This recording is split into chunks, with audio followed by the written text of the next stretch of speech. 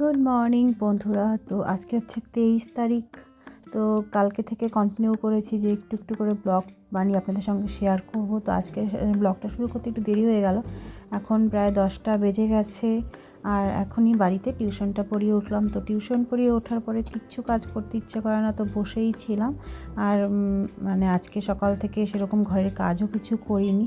তো যাই হোক, একটু বসে নিয়ে আবার কাজ শুরু করে দিলাম। কাজ বলতে মেয়ের ঘরটা একটু গোছানোর ছিল, কারণ কালকে যেহেতু আমাদের রান্নাঘরে ইলেকট্রিকের কাজগুলো হয়েছে, তো ফ্রিজটা মেয়ের ঘর থেকে নিয়ে একদম রান্নাঘরে নিয়ে গিয়েছি। এতদিন লাইনটা ঠিকঠাক করা ছিল না, তাই ফ্রিজটা এই ঘরেই রাখা ছিল।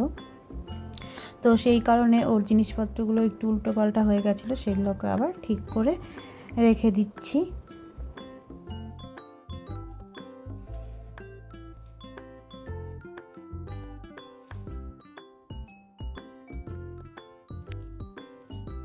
কাজ সেরে পুজোটাও দিয়ে নিলাম। এখন তো প্রায় 12:30টার উপরে বেজে গেছে।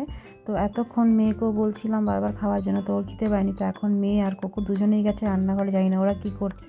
দেখুন 1:45টার মতো বাজে আর আমি এখন রেডি হয়ে নিয়েছি। মানে যতটা কাজ সারা ছিল সবটা সারাও হয়ে গেছে, পুজো দেওয়া হয়ে গেছে। তো এখন আমি বেরিয়ে পড়বো।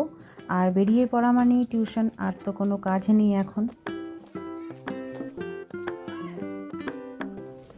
দেখতে দেখতে দুপুর থেকে বিকেল হয়ে এলো। তো বাড়িতে এসে খাওয়া দাওয়া করে একটু রেস্ট করে আবার বেরিয়ে পড়েছিলাম। তো এখন বাজছে রাত্রি 9টা। টিউশন পড়িয়ে এসেছি আমি 8:30টার সময়। তো এসে আমার আর সত্যি কিছু কাজ করতে ইচ্ছে করছিল। তো মেয়ে বললো, মা রাতে কী খাবার হবে? তো আমি বললাম, আজকে তুই কিছু বানা। তো ও লেগে পড়েছে খাবার বানাতে। ও একটা সবজি বানিয়ে নিচ্ছে আর আমি তারপরে একটু গরম ভাত করে নিব। আর এদিকে আমরা যেখানে কোকো সেখানে, এই তো আর কি।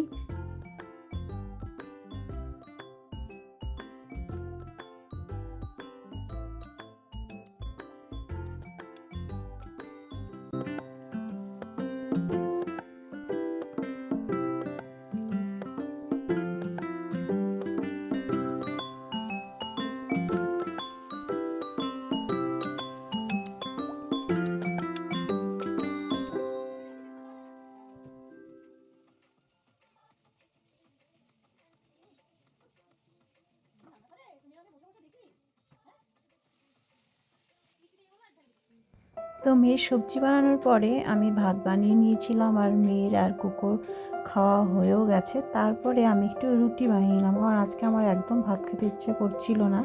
তো রুটি বানিয়ে নিলাম আর সঙ্গে দুধ ছিল, তো ঘরে দুধটা ছিল, তো দুধ দিয়ে দুটো রুটি জাল দিয়ে নিলাম। আর মেয়ে যে সবজিটা বানিয়েছিল ওটা দিয়ে একটা রুটি নিলাম।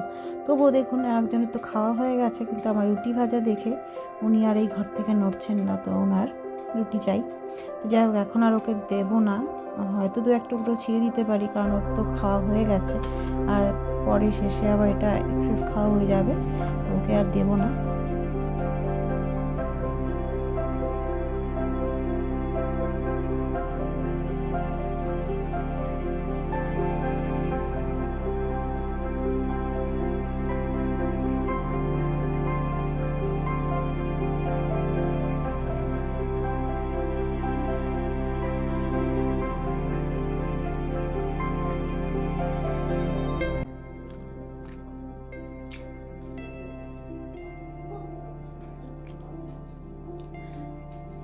আচ্ছা, এরকম করলে হবে?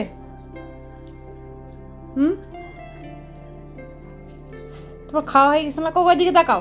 আমি কি বলি না, আগে আগে শোনো আমার কথা। এই যে আমি কি বলি,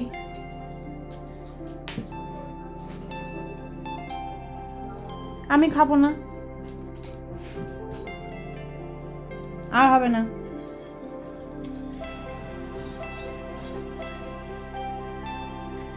আর হবে না, তুমি যাও।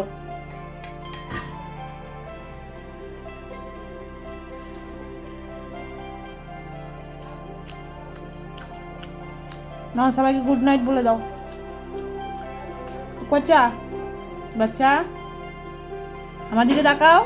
এই যে আমি ডাকি না, মা ডাকে না। Good night.